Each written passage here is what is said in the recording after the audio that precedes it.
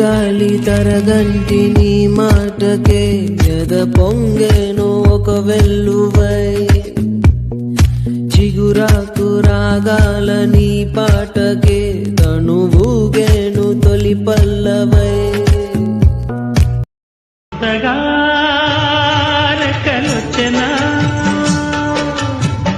గుటిలోని గువ పిల్లకి మెత్తగా రేపు ఇచ్చనా